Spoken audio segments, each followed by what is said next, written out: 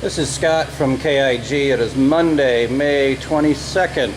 We are in the front section of our chiller facility, as you can see by the many other chillers being worked on over here.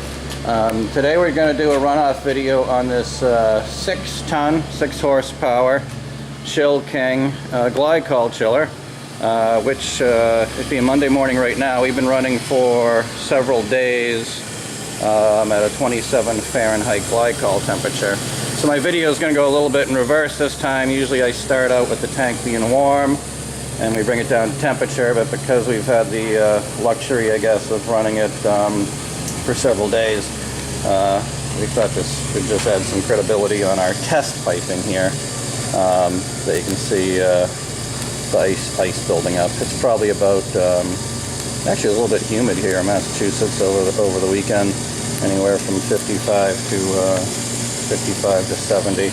In a real application, your lines are going to be insulated, but this is just our test piping. And again, we've been running the contents of the tank over the weekend at we ran it at a 27 Fahrenheit temperature.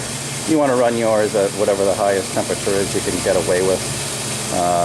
Some people run them at 28, some people run them at 32. It all depends on the type of brewing you're going to do. So anyway, let's get to it here. This is the ID tag for this one.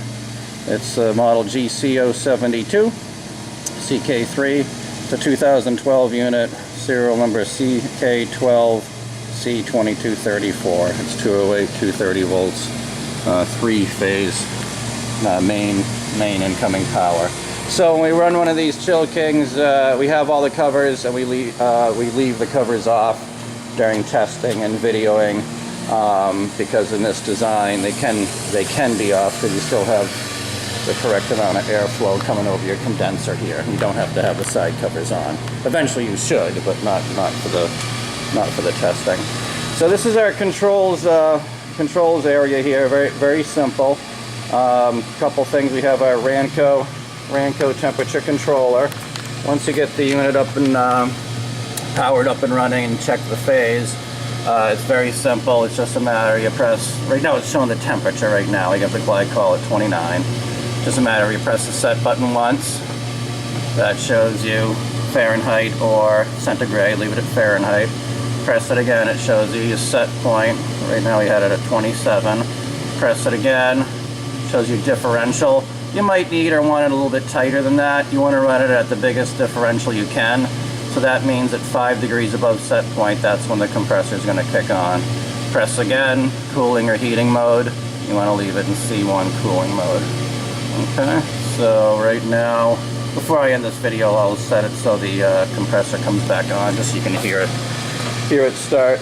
So for your incoming power, you'll probably want to use one of the access holes that are already in one of the side panels and snake your power up to somewhere like here, and then you're just going to bring your 3-phase power into the left contactor here. You see right where it says power in?